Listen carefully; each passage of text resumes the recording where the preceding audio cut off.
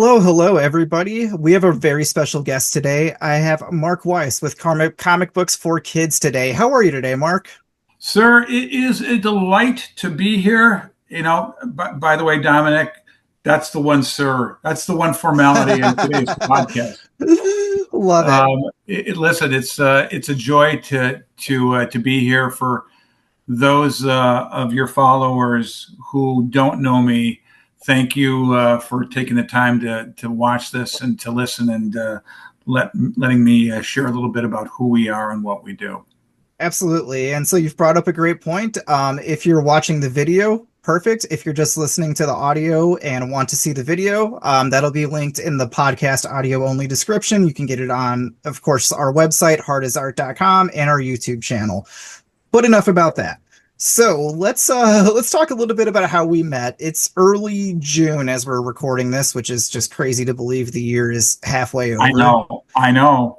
But we're gonna rewind back about 2 months ago. McCormick Place, C2E2, kind of a big deal in the Chicago comic book cosplay convention circuit. We connected at just your table on the vast exhibition floor. Just started chatting away, just like we're gonna do for the next however long we're gonna go. And your mission is incredible. And before we dive too deep into the mission, we got to talk about this award ceremony that you hosted, and how you just brought the room up, brought them back down. Can you just share a little bit about what that hour in that panel room was like at McCormick Place? So, for those who don't know who we are, let me back it up just a little bit because that'll make sense about why we did the panel. Yeah, Okay? absolutely. So, I run an organization called Comic Books for Kids. We're the largest charity, 501c3, which is an IRS charity that provides comic books and pop culture items to children in hospitals and cancer centers all over North America. We're actually the largest charity in the world for what we do, supporting 200 plus hospitals. Again, we're in all 50 states. We're in Canada. We have a branch in the UK now that we've started.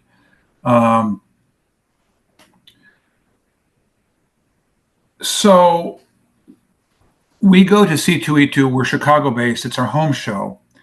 And several years ago, we started what we affectionately call the CB4K, Comic Books for Kids, CB4K. Also, it's our web address, CB4K. That's the number 4. The CB4K Awards.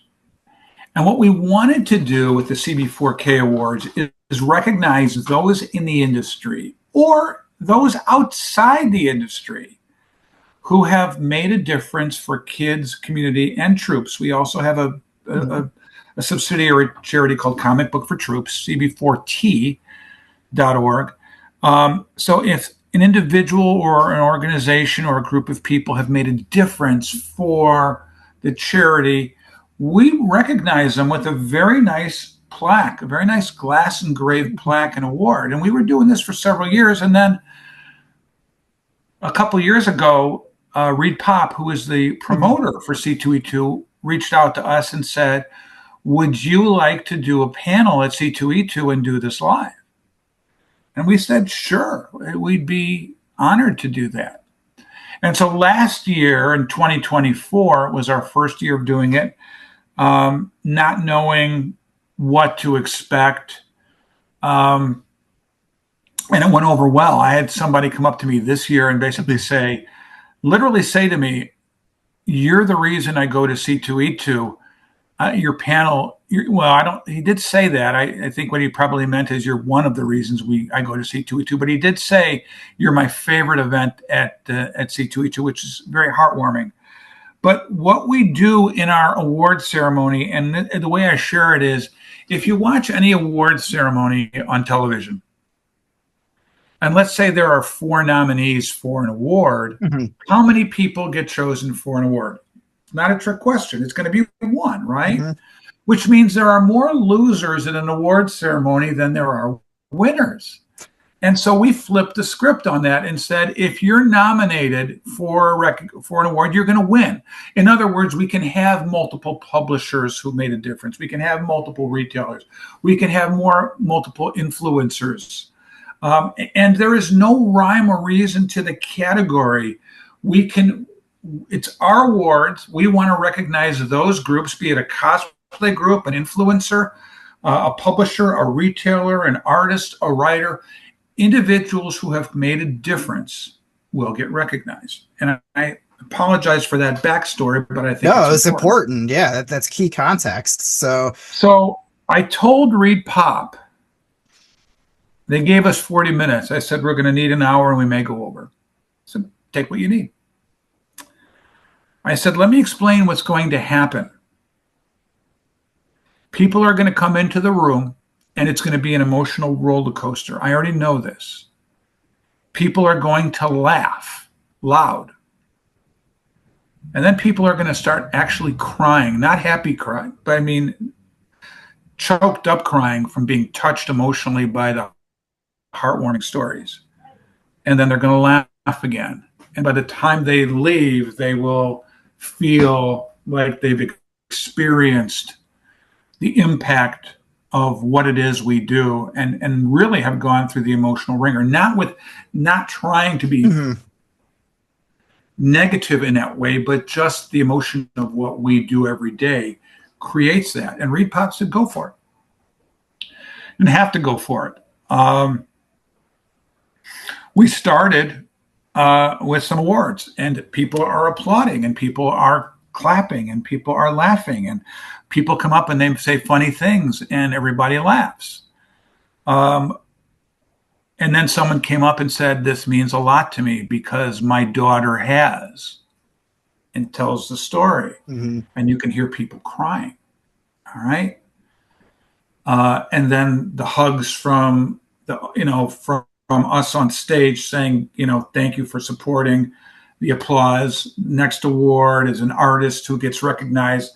It's a very positive, uplifting thing. We show scenes on the screen. I actually have video of it, which I haven't posted yet, Dominic. Okay. Which we're gonna put up very soon of the full event. And then we recognized a retailer who had contributed to us for over 5 years. Oh wow! And died of cancer, and his wife was in the audience. Oh wow! And so she came up, and it was hard for her to come up, and she was very choked up on stage, right? So as she's choked up, people in the audience are tearing up, and so she gets a round of applause. Art Baltazar, who we announced is doing something fun, got a lot of applause. He comes up, says, "I didn't know I'd be crying at this event," to which everybody starts laughing again. And we also ended up on a very positive note with Art announcing an issue 2, and we'll talk more about that in a little bit later about what he's doing for us. And we end on a very high note. Now, and it's not to say that the other notes weren't high, but right.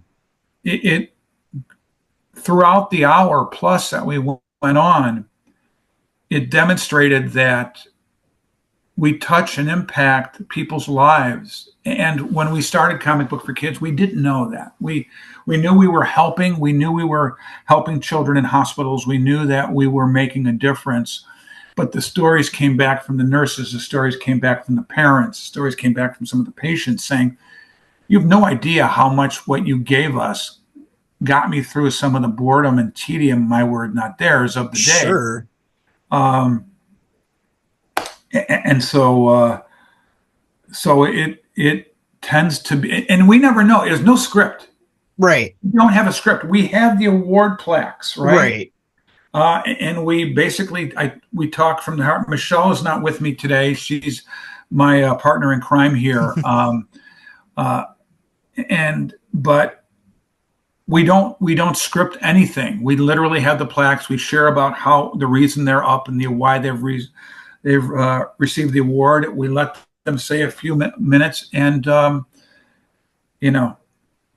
we go from there. So I hope that answers. I'm sorry for a very long-winded answer. No, that's that completely covers the event and the background, and the emotions that people felt. Like you said, people were coming up to you after the event or after the award ceremony and saying how much it One person impacted did. them. One person actually did, and said, "I was here last year. I couldn't wait to see that this year. This is my favorite event and the reason I come to C2E2." And whether that's true or not, it was very nice of him to say that. But we have learned, and I have learned Mhm. that this does touch people's hearts and Oh yeah. minds in ways that, Dominic, I never knew. Great story. I had been doing this for a couple of years, and we've been going for about 8 years now, a Okay. little over 8. And I received an email, as I do, from someone, Hmm. and he said, "I'm going to tell you a story, but please don't share this with anyone." It's like, okay. He said, and this is all in an email, and I'm reading this. It's like 7:30, 8 o'clock at night, and I literally read it, walked out of my office where I'm at here, and Hmm. glazed eyes. My wife looked at me and said, "One of those emails." And say, "Yeah." Yeah. He said, "When I was younger, I was abused by my father." So now I'm reading this. It's 8 o'clock at night, and I'm reading this heavy Right. email. "When I was younger, I was abused by my father. I was beaten repeatedly. Ugh. My mother would visit me in the hospital and bring me comic books. Comic books got me through. It took me to a different place. It took my mind off of the pain. It took my mind off of the anxiety and Right. just the sadness I felt from being beaten by my Right. dad." And he didn't say dad, he said my father. Hmm. He said, "It happened again, and mom came to the hospital and brought me more comics." He said, "I can say thoroughly and completely, it was comic books, being in the hospital, that got me through. And you don't know this, Mark, but you're doing this. You don't know the reason people are in the hospital. You're providing materials, comics, toys, games, action figures, plush. You don't, you can't imagine the impact to that child when they get something like that that sparks their mind and helps them." So, Welcome to Michelle as well. hey, there you are. Hey, how are Did you? that work? There we go. All right. So Mark was just giving us a great recap of what happened at C2E2 as far as the award ceremony panel and how that's kind of evolved over the last couple of years. So now that we've got Michelle on too, let's kind of step back a little bit. Mark, you mentioned here a minute ago that it's been about 8 years since you've started CB4K. So let's walk back to day one. What was the calling? What was the wake up call? What was the story that made you launch this charity that's now evolved so much 8 years later? Well, I'll definitely share that, and then I'll take you through how it was Michelle that took us from obscurity to being recognized. Um, but the story goes, and I've shared this. I have a fairly sizable collection, and it was time to pare it down. And I wanted to find a charity that I could provide some of my own comics Sure. to make a difference for kids. The reality was, the more I looked, the more I couldn't find any organization to donate them to. My conclusion wasn't that there wasn't one. My conclusion was that my Google search skills were just abysmal. And I just was doing a terrible job of, you know, I needed Barbara Gordon Oracle to find, to help me out here, and to find, and I couldn't do it. So after researching over and over again, it occurred to me that there really wasn't one. I did find one. I found one in Las Vegas. Okay. A little bit far Awesome. away from Chicago. Great, but supposedly they go to hospitals. Oh, perfect. Cool. cool. They did what I'm doing. First thing I did was call Las Vegas Children's Hospital. Because I figure if they're giving stuff to hospitals, Las Vegas, and they're in Las Vegas Children's Hospital would be their home base. Makes sense. And I called Las Vegas and said, hey, if we were a charity and we had comic books and we could give them to you, would you be interested? Absolutely, we would. Do you get comics now? No, we don't. Okay, that checks off that box. So we basically knew that there really wasn't one, and the thought would be perhaps we start the charity. Now, at this point, Michelle, he hasn't yet entered the scene. She's been the secret sauce to everything we do. She literally at this point, she had no idea the madness that was about to come or what we were going to throw upon her, because she works as many hours a day as I do. But at this point, it's still just concept. It's still just idea. And so we create business cards. I mean, the day before we create business cards, and it didn't say a whole lot, Dominic. Comic Book for Kids, We didn't have a logo. It had my name. I mean, it just said nothing. We created a website. I wanted Comics for Kids. There was one. You know what Comics for Kids are? What's that? Those people that go to kids' birthday parties and do magic shows and tell jokes. Comics for Kids. Okay. Different kind of comic. Different kind of comic. So we ended up with Comic Books for Kids. So we went to C2E2 8 years ago. I had a gentleman who was a retailer in San Antonio who helped me, and he got me in front of IDW. Okay. My very first meeting, and I walked up to the IDW booth, and the gentleman from San Antonio introduced me, and I said, "Hey, Dirk." I said, "My name's Mark Weiss. I'm starting an organization to provide comic books to children in hospitals and cancer centers. Is this something that we can maybe count on IDW to help us with?" And he said, "Absolutely." And I go, "Really? Serious?" Because it was, Dominic, when you're in a sales type role, and in many ways I'm trying to sell the organization. Right. You get no 99% of the time. So when you get the yes, it's kind of like, and I wasn't expecting the yes. I mean, we're not a charity. We're a concept. My business card you can still smell the ink on my business card. Okay. It's that fresh. It's that fresh. It's rubbing off on my hand. I mean, it's not, but may as well have been. Yeah. And he said, you wrote it on a piece of paper. 2 pieces of paper glued together. Yeah, exactly. So he said, I'm running around all weekend. Give me a call. On Monday, we'll get something going. Now I'm empowered, Dominic. Now I'm feeling great. So I turn around feeling great. I'm by myself. The retailer who had introduced me did his introduction and disappeared. So, it was me, myself, and I. Back to his table. He's got work to do. He's got work to do, too. So, Mark, I did my part. Okay, great. So I turn around, and there's a Dark Horse booth, okay?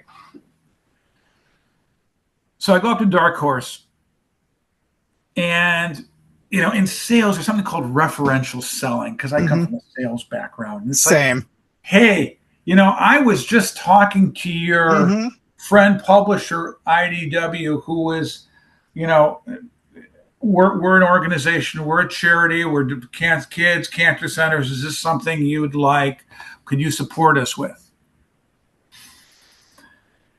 And she looks at me and she pauses and she says, "Can I give you a hug?" I looked at her and said, "Listen, I'll never turn down a hug, but can I ask why?" She says, "Yeah." She says, "You wouldn't know this, but I share this booth with someone else. The reason I'm here by myself now is that person just went to get coffee. I mean, literally just went to get coffee. But I had just finished saying, it's a shame that we have all these materials we have to throw away when we're done. Oh. I wish there was an organization we could donate some of our materials to." She said, "Yeah," leaves. You're here within 15 to 30 seconds after she walked away. I looked at her and said, "Okay, I'll take the hug." I don't know. I really don't remember what I said, but I got the chills. And I remember thinking at that point, there is something here. there is something here. And we could go on for literally anyone who, if you ever want to do a 24-hour marathon, Dominic, and you've got people that want to hang in there, I could tell you story after story after story of how things like that have fallen in the way. There's more, but I remember we're rolling. We're rolling for a while, but nobody knows we're out there. Right. So I say, Michelle, what do I do, man? I think we got the greatest hamburger in town, but if nobody knows we exist, nobody can order it. Nobody can eat it. No one can taste it. How can we have what I believe to be something that's very special, but nobody knows we exist? Michelle, if I can put you on the spot, you may want to just kind of share some of your thoughts of how we broke through just with social media and the like, because we really weren't on social media. Well, and when I first heard about this idea, Dominic, of like bringing comics to children in hospitals, I was like, this sounds amazing. And I told my dad, I'm like, I want to be a part of this. This sounds like could be something big and could really make a difference in the lives of kids. So I told my dad, I'm like, I want to get involved in this. And I said, we really need to be on social media and showing the charity and promoting the charity. And I think, Dad, you first created, I don't know if you created the Facebook page, or I don't remember what you created, but I said, no, I got it. I could do, I got this. I could do the Facebook, and the Instagram and Twitter. And I can do all that and show the pictures and tell the stories. And again, we post on Facebook usually twice a week, and photos and stories. And I feel like once we really got on Facebook and Instagram is when people started reaching out to us. How do I donate? How do I help? Yeah, how do I help? What can I do? Who can I contact? And from there, I feel like it just took off. And we started with a few likes and told people, tell your friends, tell your family, like our page. Let's get the message out. Let's help the kids. And it really went from there. It's really been a viral. It was absolutely a viral experience. Initially we would tell people, we asked people on our Facebook and our social, can each of you tell 3 or 4 people about us that you think would love comics? And they did. And each of those people told 3 or 4. We also made an interesting decision, Michelle and I. If you look at TV today, or you look at anything on the internet, everything is so divisive. Everything is so divisive, right? I'm going to jump back before I finish this thought. 4 years ago, I was driving to see my parents when they were still alive.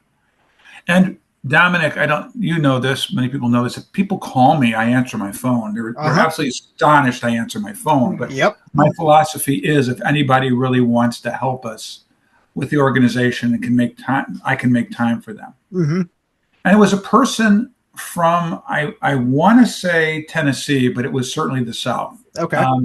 He says, Mark, I'm surprised you answer. I said, well, he said, I love what you do, and I want to help and I want to donate. And he says, you do something unique.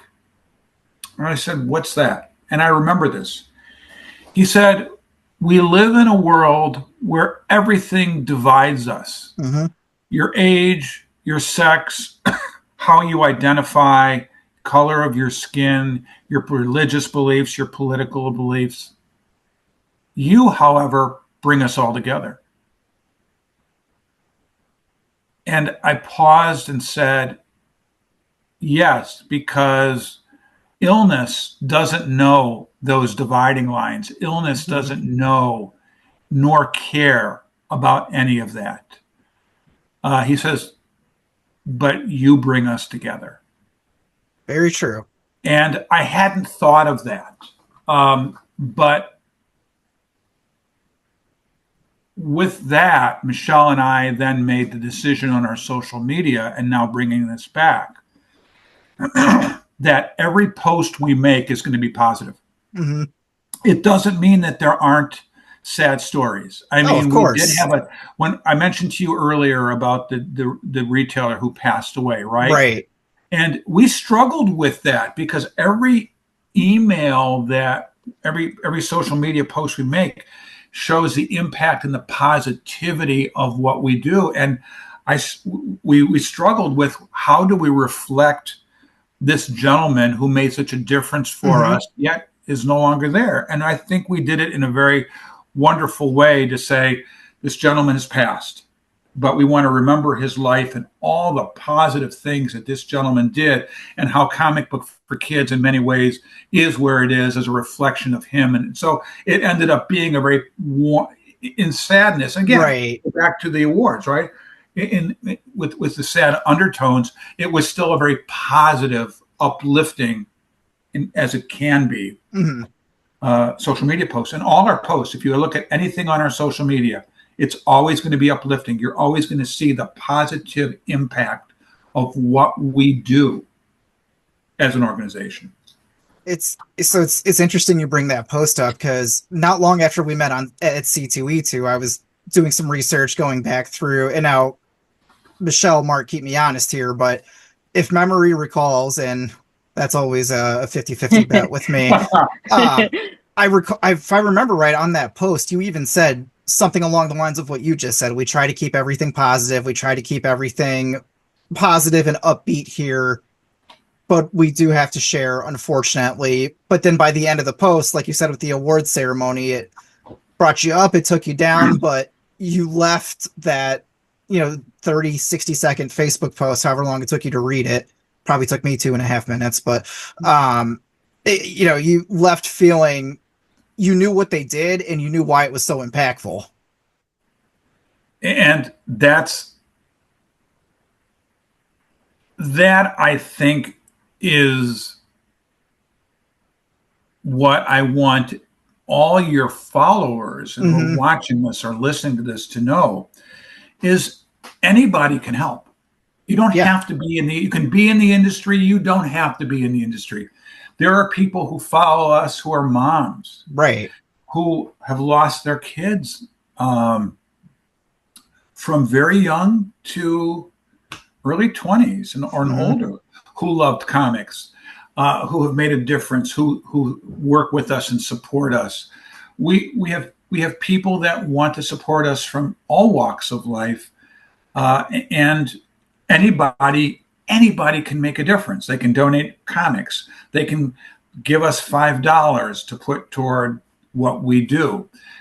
There's no wrong answer. You can tell 3 people, and that makes a difference, because as a charitable organization, we have no major, believe it or not, after 8 years, we still have no major corporate financial sponsors. We survive based upon the kindness of those in the industry. Sure. Which again is why it's been Michelle's work in social media. In many cases, a lot of people know Michelle more than they know me, because when they reach out, assuming they don't call me, if they're reaching out, they're going to Michelle's first line of contact. Right. And Michelle gets beat up by me at least 20 times a day. What did you get back? Did you get that post? So, Michelle does have a job, that pays her bills, and then she has me nagging her all day too to get stuff done. But the social media piece, I can't underestimate just how valuable that was in getting all the messaging out. And during COVID, oh right, I had somebody message me during COVID and said, I'm a college kid. I don't really have much money to give, but I really like your message and I want to donate somehow. And he donated his stimulus check. Oh, to us. wow. And I was like so taken aback by that. I'm like, here you have this college kid, he could have spent that money on whatever. Right. And he went and donated that. And I was like just really touched by that. He did not have to do that, but he's like, I just want to help, and I I feel like actually this is a said, way I could help. go buy some comics with it. That's our gift to you. Go Yeah, buy he some said help. comics for yourself, for He your said help. family. He goes, no, I want to do this, and I give him so much credit because I know that when I was his age, I would not have had myself the maturity Hmm. or the self awareness to do anything like that. It's an amazing story, but it goes to show how sometimes, you know, these things that we do resonate with Right. others, and we're very transparent. I mean, we show people where we spend the money. Hmm. Everybody knows where we spend the money. That's why our social media posts show what we do right now on our Facebook. Michelle put a post today showing, we talked about kids, but we also have a subsidiary charity called Comic Book for Troops. Yep. Dominic, it's a perfect opportunity to say, how did that come about, Mark? Yeah, Mark. So we have CB4K, comic books for kids. And if you go to your website, you will see kind of off on the side, you'll see kind of the sister organization that's Comic Books for Troops. So, Mark, Michelle, when did this come into the fold? We know 8 years ago was kind of the catalyst, the start for CB4K. How did the military side come in? When did that come in? It was never the plan. But Comic Book for Kids as it is today was never the plan. Right. Comic Book for Kids was this old guy you're looking at now playing God of War, Witcher 3, doing a little exercise and doing the charity 1 or 2 days a week for a couple hours. That was the plan, right?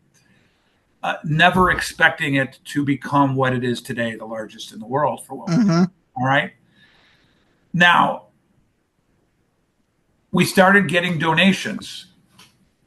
And our charity is called Comic Books for Kids. Yeah, pretty evident in the title of who you're giving the comics to. But the comics we're getting tend to be Wolverine, Deadpool, all popping claws through people's heads. Yeah. So we started receiving, even a perusal through the comic shops, right? 95% is teen or teen plus, and we don't deal with mature. Right. So what do we do with the 90% of material we're getting that we can't use? Somehow, some way, we started doing a coloring book. Okay. And the plan was to create a coloring book from artists in the industry to provide us with materials that were not copyright. So they can't give me Superman because that is owned by DC. It has to be something that they've created, but they're a well-known creator. Mike Grell, Jim Steranko, Neil Adams, okay? We're talking some high-powered people here that are well-known names in the industry. I was going to say, you're talking some heavy hitters there. We're talking the heavy hitters, all right? Art Baltazar, again. I went through the list. It's like a who's who of artists, none of which I knew because I come from outside the industry. Right. You're not a comic artist. You're not a comic writer. Not a writer. I was Dominic. I'm an IT guy. Okay. That was the history. All right. But I love, but comics are my passion. So I end up working with a guy helping me out who was an artist, older than me. Is an artist himself. Was a Disney Imagineer in one of his days. Worked along Frank Frazetta back in the day when they were both young, and had his own. God, I say the word Rolodex. It's really, but his own distribution list of names, and from that, we started getting some really cool art, and somehow the name Will Eisner came up. Okay. I mean, you think about the Eisner Awards, right? Right. Will Eisner.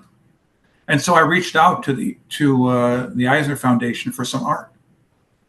And I ended up speaking with his nephew. His name is Carl Gropper, who's the nephew of Will Eisner, who said, I love what you're doing. We'd be happy to give you some art. And oh, by the way, are you aware that my uncle was in the military, was in the Army, did cartoons and things in the Army, and started telling stories about and did a mechanics thing. And I said, Carl, perhaps I should have known this. I'm embarrassed to say I really don't know much about your uncle, Will. And it got me thinking that there is a connection there. Sure. And maybe we could do something for all branches of the military. And after talking with Carl, so lo and behold, we did announce our coloring book, which I have some of, and someday that thing is going to be, once I figure out how to sell it, I'm telling you, people will go nuts once they see it, Dominic. I should send you a copy. You will not believe what we have in there. We did this actually not to sell, but to give to kids in hospitals. But we sell a few. But oh my gosh, it's the only collection of any art that's got Will Eisner and Frank Frazetta and the guy Ralph Bashke, Ralph Bashke did Wizards. The guy who did the Wizards drawing, his work. The guy Val Myarick, who did Howard the Duck, gave us unused Howard art, which I had to be kind of careful. We kind of changed it a little bit, so it's not Howard, but it's Howard the Duck. So amazing contributions, right? But after talking with Carl, we said, let's just do, you know what? Let me just create a subsidiary called Comic Book for Troops. Now, I don't know if you have the ability to bring up a website on your screen and show that website. I absolutely can. Do you need CB4K or do you need go to CB4K and click on that you mentioned that icon in the upper right hand corner. Don't hesitate to click on that. All right, so let's get this here. All right, so here's CB4K's website, and like I said, here is off to the side. So now we click on that and look where we are. And just page down, and you just see, keep going. Look at the smiles, man. Look at the smiles. Look at that one guy who is loading his car with boxes. Look at the guy above that. I mean, he's a happy man. Okay. I love the military post. Almost a year ago.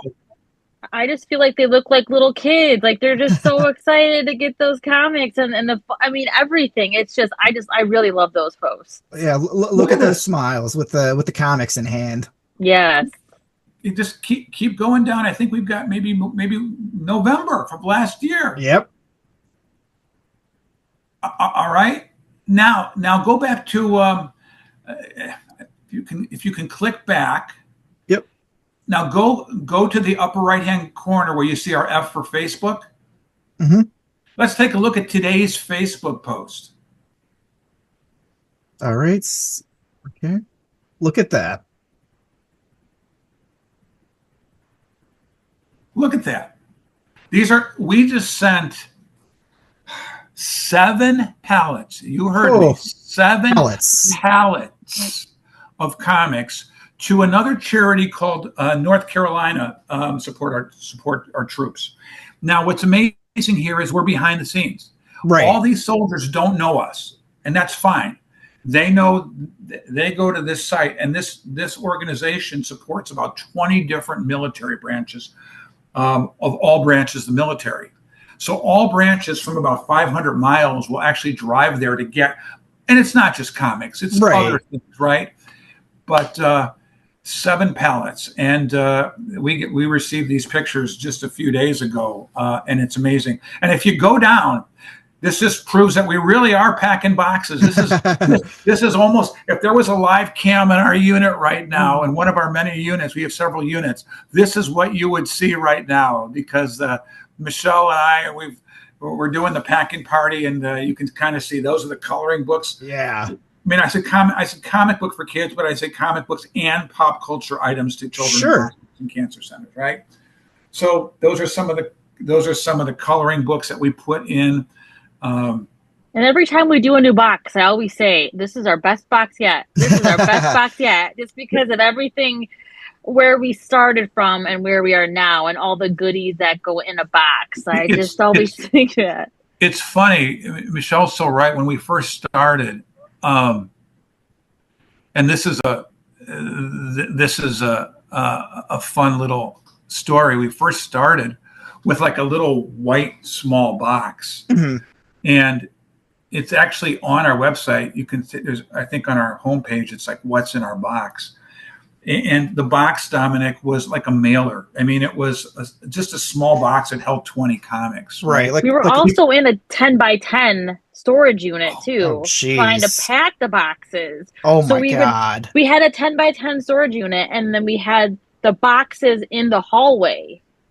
And so I can't tell you how many times I lost my phone in that 10 by 10 storage unit, because we were just pulling, different comics, and we didn't have half of the goodies we have now. Right. But being in the 10 by 10 storage unit was, the boxes were very small at that time. Are you just like, still seemed, yes. Are you just like elbowing each other as you're trying to, as you're trying to pack stuff? It's never lost on us. The humble beginnings. Mm-hmm. I mean, we're very honored. Our growth is a reflection of the industry. Our growth is a reflection of the people who are watching your podcast or listening to your podcast. We couldn't do it without their support. I mean, we're glad to be what I call the talking heads, right? We're glad to be the faces of this mission. But I always tell people that behind every boxer are the trainers, the nutritionists, those that get those people ready for the event. And those are the fans. Those are the people that support us with materials and donations and money, and telling others. And you, Dominic, by what you're doing here is significant and huge. I mean, you've been an incredible and a wonderful supporter of what we do. We couldn't do it without people like you who hear what we want and want to share the story. So, we're very honored, and we're very, very flattered. I do have an interesting story for you. Notice how the name Comic Books is one word.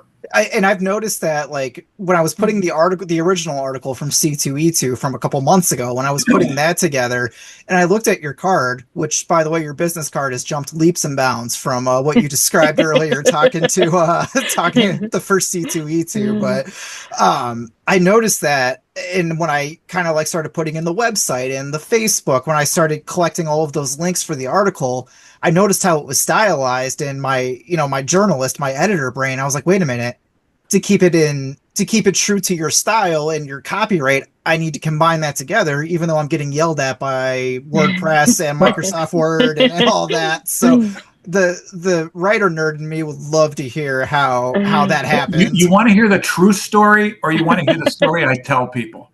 I want to hear the true story. I'll start with the fake story, and then I'll tell you the true story. Stan Lee said comic books should be one word. And you can look that up. You can look it up. Stan Lee has said comic books should be one word. But that's not the reason. So what's the true story? I would love to. So we're meeting with... There's a story, and I won't drag this on, of how we ended up getting legal guidance. But we were very fortunate to get legal guidance for free. That's a huge help. Oh, it's huge. And it wasn't just legal guidance. It was a mega legal organization in downtown Chicago in their financial district in one of these giant buildings on one of the big floors with one of these giant boardrooms that you see on television. And somehow I walked into a meeting with a bunch of suits around the table looking at me. And I basically said, hey, I want to thank you guys for sponsoring us, so they're filling out the paperwork of us being how to create a 501c3. They said, what's the name of your organization? I said, well, Comic Books for Kids, 4 words. And one of the attorneys said, no. I said, no. Well, what do you mean? No, you're going to be Comic Books, 1 word. And you're going to capitalize the C and capitalize the B. And I said, why? And she said, because it's different. It is different. Dominic, if I had $1 for every person who misspelled our name, I would have more money than the donations we receive every freaking year. Okay?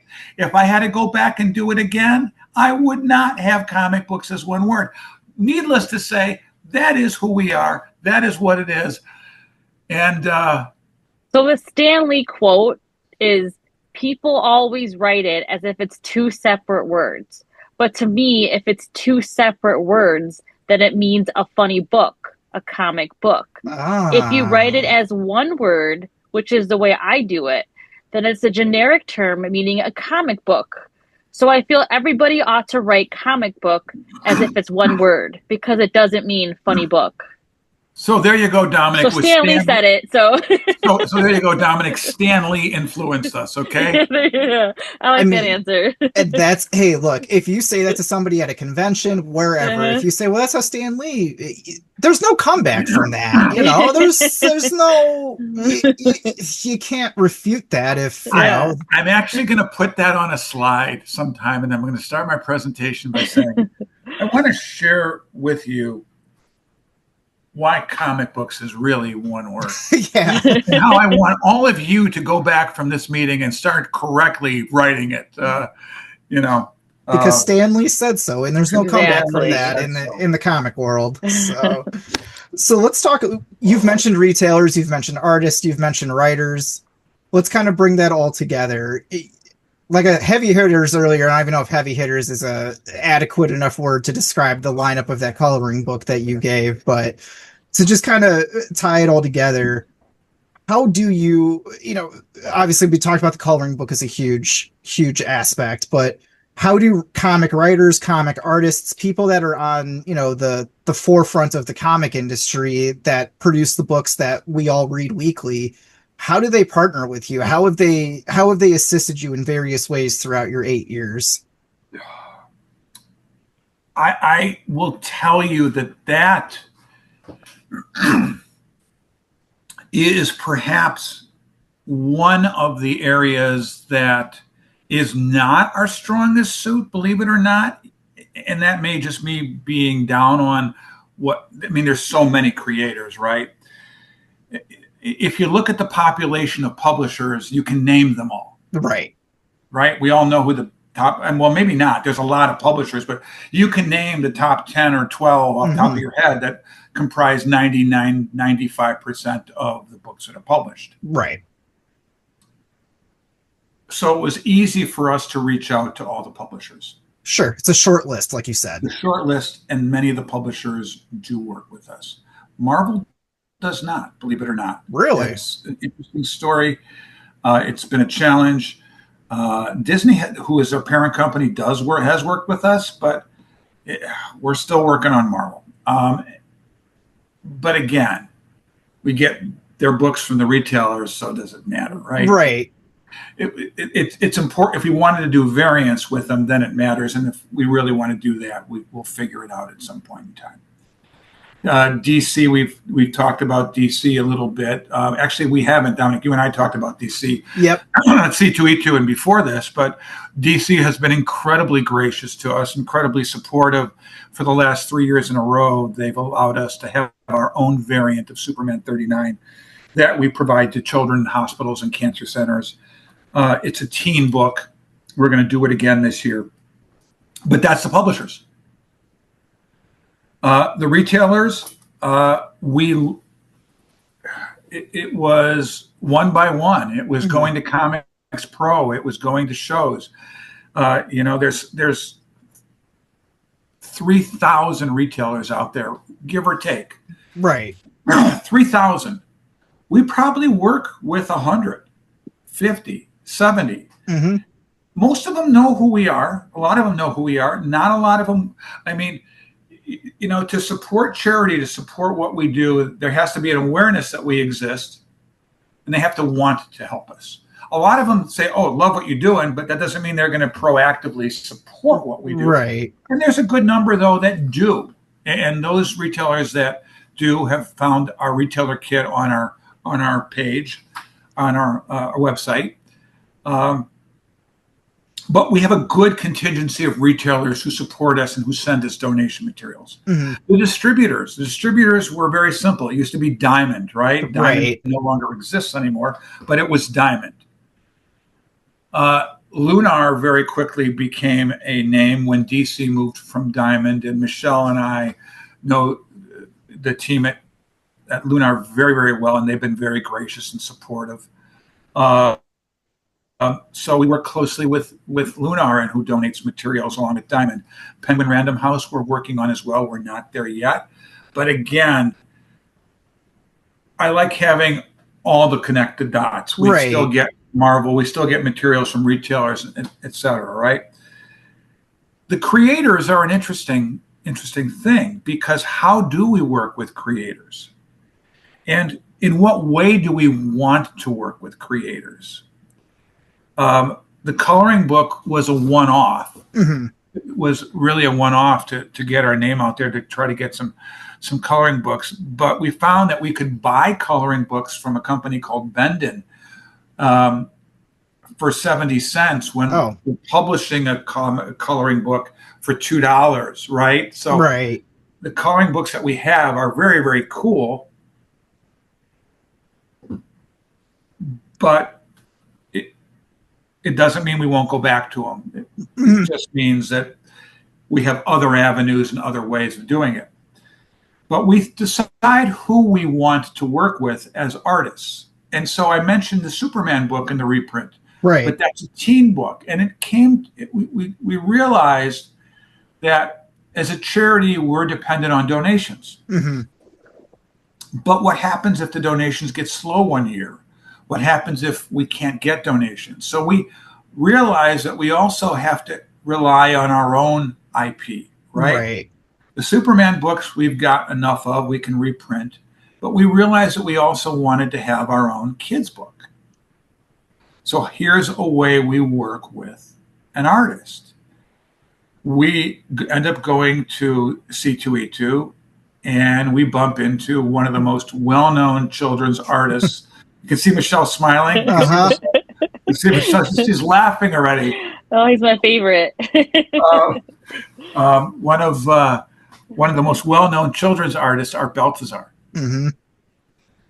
And Art was the artist that did our very first variant, the Archie 700, which I have here, and I'll show you.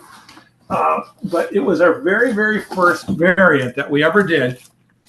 I do have a graded copy, but DC supported it, and that was Art's first time he ever did art. He's done Superman, he's done Tiny Titans and things, but that was the first time he ever did art on a real Superman comic. Okay, but Art Baltazar, in many ways, has become synonymous with who we are. We asked him to do other covers for us. And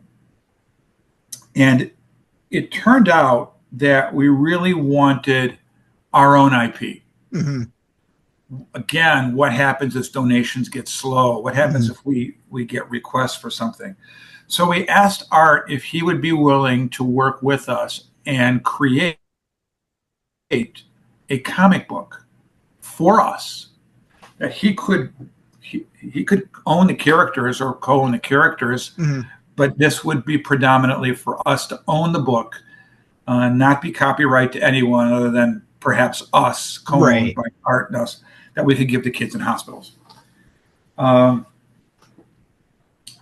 Flash forward, Art at C2E2 in 2024 announced a comic, and he didn't know what it was going to be called, but he said, "I'm going to be creating a comic book for this organization." And in 2025, he basically, and I think I'm getting my dates wrong. He basically announced this second issue just this recently, but he decided to call it, and this was his idea, not ours, Comic Books for Kids. Okay. Because he said, I was really struggling with what to call it, but it kind of is Comic Books for Kids. So, That's what it is. And he created some new characters in the book, which are very, very cute. So we're excited, but that's the way we work with creators. Tom Nguyen, who did a great book for us back a couple years ago.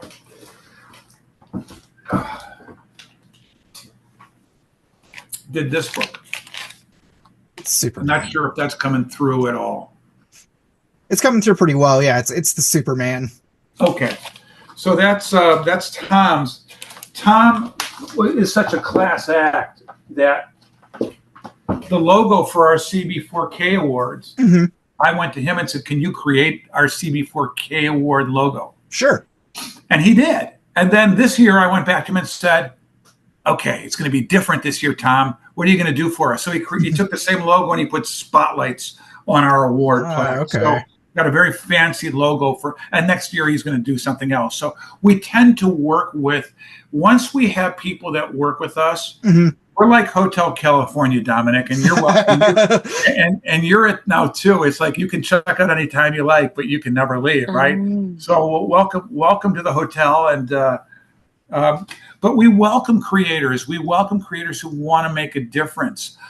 Chrissy Zullo, who did this book for us, the Superman book for us this year, was recognized at our CB4K awards, and we surprised her. And what we did is we had an individual who took this book and he created a collage.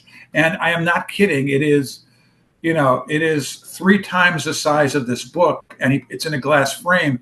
And he does a 3-dimensional collage where I got to send him a few copies of this. And he'll cut out little pieces of it, and he'll put it.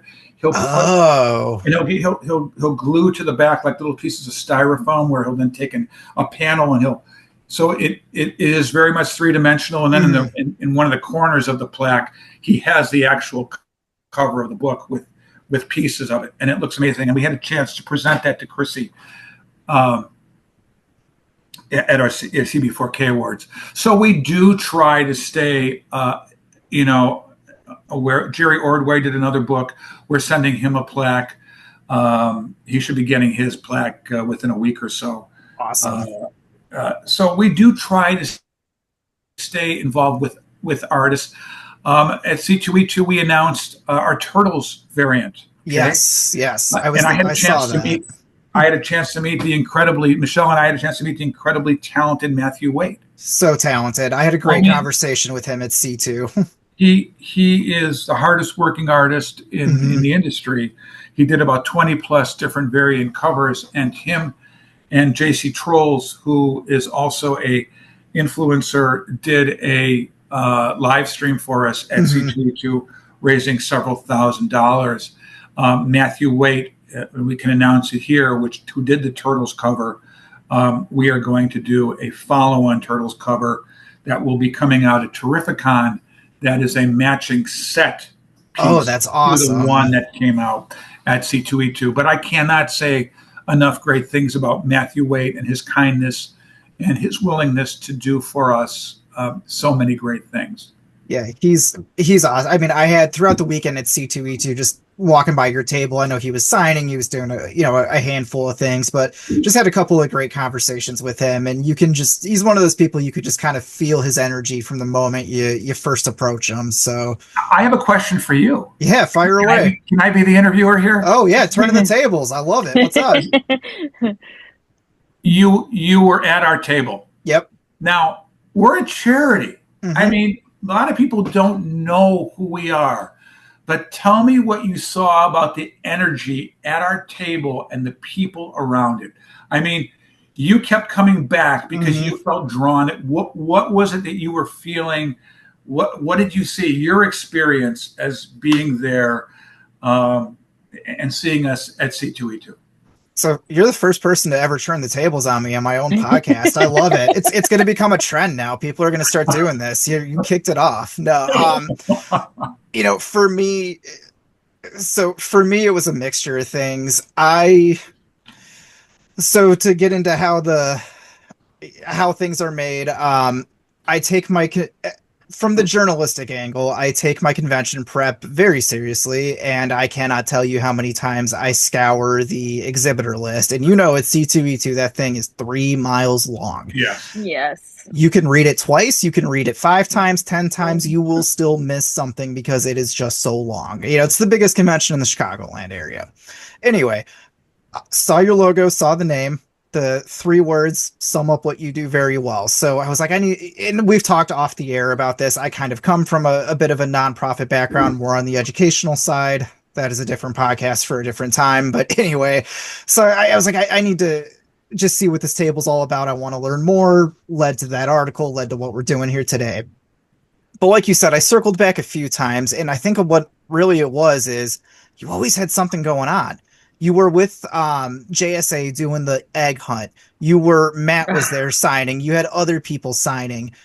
And credit to both of you, you both just had such a great energy about you that I could just walk up and look at a comic, and within a couple of seconds, you get, one of you would give me the history on it. Or if Matt was there, I know he was kind of splitting time between a few places, but there was always something going on, and it felt like every time you went back, you could learn about something new in a condensed form of what we're talking about now. And it just got the hamster wheel between my ears that I call a brain. It just got that running of there's so many cool things here. It's such an important mission, and so many people need to know about it. Every time I walked back, I was thinking of something, and poor Mark has fielded I don't know how many emails from me in the last 8 weeks since the convention ended of, hey, what this person, that person. Like I said, hamster wheel between the ears. But every time I walked by, I just kind of felt a little bit more inspired to think about something else that maybe you hadn't thought of, maybe you had thought of. How can I throw myself in this? And that's my long-winded answer of saying, if you see CB4K at a convention, at a C2E2, at any other convention that you may find yourself at, stop by. You're going to learn how many other variant Ninja Turtle covers are there that go to an amazing cause, that are putting smiles on faces of people that are going through the worst thing imaginable. It's just something that needs to be shared, need to be told. And I hope this podcast can do a little bit of that. Did you see people smiling, laughing, feeling good? Oh, yes. You, like you said with the panel, you would see people, they would talk to one of you, they would talk to Matt or one of the other artists that was there, and they'd light up. How could you not? It's such a great mission. You'd see people walking away, smiling, ear to ear, and I think they walked away feeling inspired one way or another. One person said to us, I've been to Art Baltazar's table and I've been to your table, and I think that's all the tables I need to go to. Yeah, they did. I'm good to go. I'm good to leave now. Yeah. And again, and for them to say that, I mean, the Artist Alley, and you guys were positioned in a really good spot. You were right. And it makes sense because of who you had at your table and your mission. You were kind of right at the end of Artist Alley into the beginning of the exhibitor hall. Like, right. I put my hat on of logistics and flow from when I worked in live events. And I'm like, that is, category wise, it makes total sense. But I was worried, Dominic. I was worried about our location. To be you were in a prime spot. No, you were in a great spot. And here's the thing: you were right by the concession stand and right by the bathroom. And I was just gonna say by the bathroom. So if you're going up those stairs, you're gonna see us right there. You had your like 8-foot banner. You going up the stairs to go get a hot dog or going around the corner? Yeah. If you've been to McCormick Place, you know exactly what I'm talking about. It's the cement block in the center of the show floor where you go upstairs to concessions. Downstairs, there's bathrooms, and then it's just like a perfect cement square. You can't miss it. Well, thank you for letting us flip the script on you because. Dominic, can I say that I love your website. I don't know how you do it with all these articles and all these different things that you write about, but I love your website. It's really good. Yeah. And I don't know how you cover all of this stuff that you do. But it's pretty impressive. So I've had so much help along the way. Nick Hausman, you better be listening to this because I wouldn't have this website without you. Thank you for taking a phone call from a kind of frantic me about 2 years ago now, a year and a half. I can't even remember. Henry, I know you're going to give me a hard time because that's all you do in the best way possible. But thanks for making my amazing graphics. And yeah, you really have flipped the script on me. Now I'm talking about my website. Dominic, we always tell you that when you work with us, it's very unpredictable. Like we said, it's like our awards ceremony. We never know where it's going to. Our podcasts are never the same because, listen, the energy you see here tell me if this isn't reflective of C2E2. We love what we do.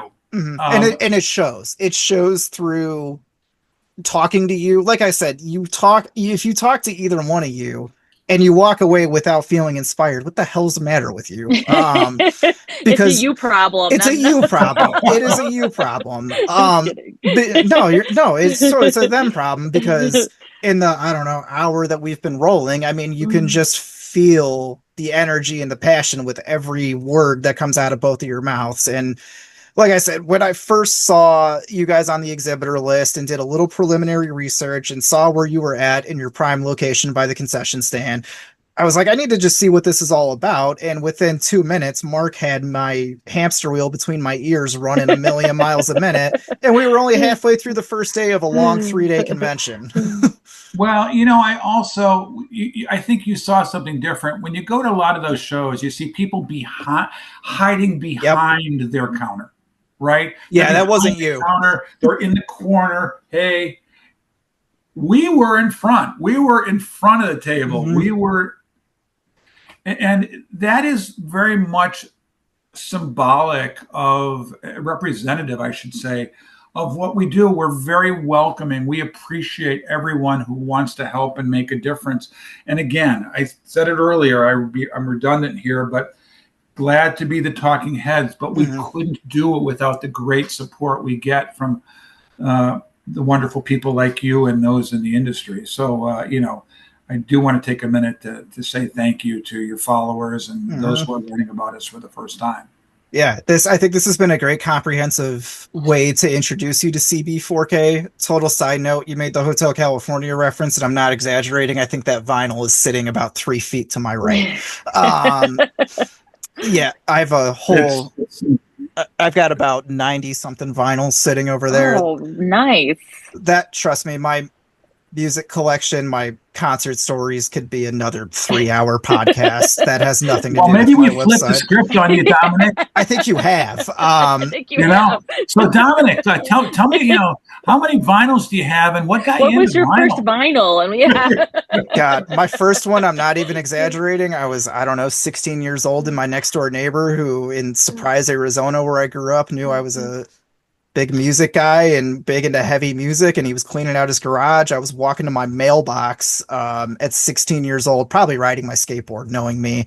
And he goes, "Hey, you want these? I'm throwing them out." And they're all still sitting in that crate over there. And it was just a mix of like Black Sabbath and Dio and a whole bunch of vinyls. Yeah, we really have flipped the script. Do you remember what your first vinyl was? Yeah, it was Black Sabbath. We sold our souls to rock and roll. Look what I wrote. Look what I wrote, and I said it. I showed it. You can, when you edit this back, you will see that I showed this the same time you said this. Yes, you did. Can you see what it says? It says Black Sabbath. Ooh, I'm not telling you my secret, but I'm going to be on America's Got Talent. No, Mark, I'm not. You're a pretty good magician there, Mark. How about that? How about that?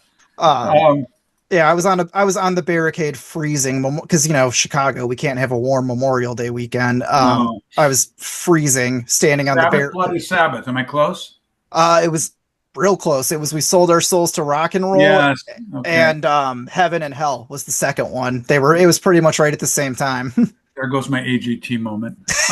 We'll cut that out. Don't worry. Okay. Mark, I got you. But so to bring it back to you guys though, and kind of put a pin in this. If you're a retailer, if you're an artist, if you're a creator, if you're a comic fan, if you're insert here, how can people connect with you? I know we've talked a lot about Facebook, a lot about Instagram, website. I will close by sharing a story I love to share. Mm-hmm. This is the Batman story, isn't it? Well, you've heard the Batman story. Well, you've heard about the Batman story. I've heard, yeah. Share it away. And then I will answer the question, and I'll let Michelle make any comments as well. But perhaps this is one of my favorite stories to share. We did share. We do have a video, which we will have to put on YouTube. I don't believe it's on YouTube yet. But a few years ago, we received a call from a gentleman in St. Louis who said, "Hey, Mark, I want to make a difference to some kids in a hospital in St. Louis down the street. Can you help?" And I said, "Sure. Just let me know what you want to do." He said, "Oh, okay, but you can help." I said, "Yeah, of course I can help." Okay, cool. So he calls me back the next day and says, "Hey, can you get me some comics to give to the kids in hospital?" I said, "Of course, I'd be happy to do that. I don't know, if you're going to be able to visit. This is pre-COVID, but I can certainly provide you with some comics." And again, I hospital policy being what it is, because we ship directly to units that know us, right? Organizations. Right. So he waited a few days and called me back and said, "Mark, I got great news. My business has allowed me to purchase a Batman suit." Okay. So I am going to be able to go to the hospital as Batman. Okay. So I need some stuff. So at the time, there was a publisher in St. Louis. Oni Press bought them, and it's on the tip of my tongue, but I can't think of it right now. Oni purchased them about 3 years ago, but they were a publisher in St. Louis. So I called them and said, "Look, there's a gentleman who wants to deliver some comics to the hospital down the street from you. He is not part of our organization." Again, I repeat, he is not part of our organization, but he is doing this with our support and blessing. If you would be willing to give him some comics, consider this a one-off. And they said, "Yeah."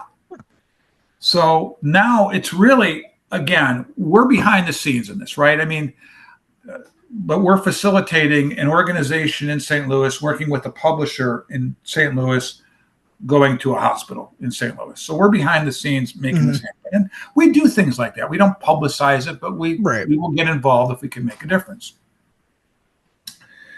And so he gets his materials. The day comes and he calls me and he says, "Any last words of guidance or encouragement?" And I said, "Yeah.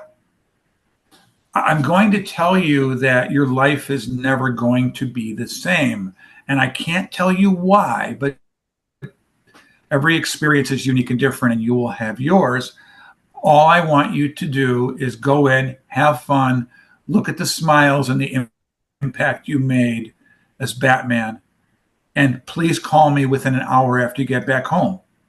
Promise. It's noon. Okay. The afternoon progresses. 1 o'clock rolls by, 1:30 rolls by, 2 o'clock rolls by. I know it was only supposed to be an hour visit. Right. 3 o'clock rolls by. I'm not hearing anything. The afternoon starts going into early evening, and around 5:30, I call him. And a very choked up individual answers the phone. And I said, something happened. And he said, oh, yeah. He said, you're right. My life will never be the same. I said, what happened? He said, I walked into the hospital in my Batman with my bags, and I walk into a room and I give a child a bag and I feel good. And I go to the very next room, and there's a mother sitting at the side of the bed with her child. And so I walk in and I get close to the bed and I'm going to put the bag down. And the mother looks at me, looks at the child, and runs out of the room, hysterically crying and screaming. And I realize as Batman that I have just caused some irreparable harm. Mark said I would never forget it. I didn't think this would be the way I was going to make an impression, but I have impacted this family in some very negative way, and I don't know what I did. So I go back out in the hall, and the mother's crying, and I look at the mom and say, I'm sorry. I don't know what I did. And she looks at me and she says, no, you don't understand. What do you mean? And I'm still wearing my Batman costume. She said, you walked into the room and my child looked at you. My child has been in this hospital bed for over 3 weeks and hasn't said a word until you walked in. Oh. And I said, what did he say? She looks at me and says, he pointed at you and said, hey, mommy, that's Batman. The first words in 3 weeks. And he said, you were right. How do I go on from this? I never realized the impact that just wearing a suit could make, but I helped a child who hadn't spoken in 3 weeks. And I said, thank you for sharing. And the call ended. But I love telling that story, Dominic, because it illustrates the point of things that neither Michelle nor I knew when we started this. We do what we do. We pack our boxes. We know we're making an impact, but we don't know the impact. We don't hear the impact. We hear it from the nurses, the parents, the children, the specialists, and sometimes themselves. That for us, and I share this with the publishers. I shared this with DC. I said, for you all who publish this, it's how you make money. It's a survival mechanism. You're in but for these kids in the hospital bed, it's something so much more. It's a mechanism to get them out of their hospital bed and to take them someplace else. And it is why I absolutely love this story, Dominic, because it shares the impact of who we are. It goes back to Michelle's story earlier of a college kid taking his money that he gets for only time in his life. He's a poor college kid and he's giving it to us. So how do people get in touch with us? Our website has got a contact form. You can certainly post our information. We are not hard to get to find. We are absolutely available. Michelle prides herself on responding to social media very, very quickly, and does, be that X, Insta, or Facebook. I respond to emails. I answer phone calls. But we encourage people to get involved and to make a difference in any way they can. And I'm going to turn this over to Michelle for any thoughts that she may have, closing comments. But No, I Yeah. agree. I mean, yeah, feel free to message us on Facebook, on Instagram. It comes right to me. So, and just I love reading the comments on our Hmm. posts, and I love all the likes and the comments, and all the new followers we get, because we get a lot of new followers, day to day. So, yeah, it's been great. I remember really quick. I remember when the charity first started too, I was actually delivering a box to a hospital, and I Hmm. got lost in this huge hospital delivering a box, and now we're shipping to multiple hospitals and don't have to do that anymore. But I just want to thank you, Dominic, for having us on here to tell our story. And it's like people like your followers and everyone else have really made a difference and made this thing become really what it has become. So if you are a retailer, creator, just someone who wants to get involved, hit them up on social media, send an email. Like Mark said, not hard to get a hold of. Michelle's there on the Facebook, the Instagram, the X. Everything will be linked. I'll make it very easy to find. So yeah, that I think that about wraps it up. And I was telling Mark before you jumped on, Michelle, and before we started recording, how Mm-hmm. here we are in June, and it was only, I don't know, 8 weeks ago we were sitting at McCormick Place, but wow, has this year flown. Oh, I know. It's already June. And then next year, I think C2E2 is in March, is it? Yep. So we'll be freezing next Yep. year at It, C2E2 in Chicago. it'll be a cold C2E2. So, So, Dominic, I will share with you, it takes me well over 6, 7 months to prepare for the award panel. I know that sounds crazy, mm, but our award panel is an hour. I have to figure out who we're going to recognize, make sure they are there, have the award plaque, schedule it, arrange it. Plus, in that Q1, we have our shipment. oh Plus, we yeah. have C2E2. So Q1 for me is literally, and Michelle, all of us, it's very an insane time. And so I have to be honest, when you just said it's June, I felt my cortisol levels and my stress levels just start exploding in my head. You talk about that hamster wheel. Mine just started rapidly going around saying, oh no. It's I'm already June. yeah, I better start planning again. I mean, Yeah. Oh man. Well, like I said, I'll have everything linked below. It doesn't matter who you are in the industry, out of the industry. If you want to make a difference, if you want to hear more stories, like Mark has said, be part of the behind the scenes of those stories, just reach out. we can do it. Let me tell you, there are so many stories we can share about how things happened in a weird sort of way. And if your followers want us to do another Oh yeah. podcast, we would be delighted to do so. If this was more than enough for them, we appreciate them watching as well. Yeah, we will absolutely be in touch. But thank you both for taking the time on a weekday night. I do think, though, this is deserving of another podcast to hear about 90 vinyls and Oh yeah. Oh Show the man. collection. the Yeah. collection. How to get started? What's your Yes. favorite? What do you listen to when you're driving in your car? What made you keep the vinyls? There's so many questions we could ask, Dominic. So I think that's a great sequel is we'll rotate. You'll do like one or two stories and then you can pop a Yeah. question off and we'll see how well I can answer in the hot seat. That sounds great, my friend. So, well, thank you both for taking time on this Tuesday night. I know you're both inside, outside the chair. You got a lot going on, so I appreciate you taking an hour or so out of the time to just chat. Yeah, and thank you so much for having us. This has been really fun and really Appreciate great. you. Appreciate your followers. Means a lot. Absolutely. Well, we'll keep all the links posted below, and until next time, thanks for listening.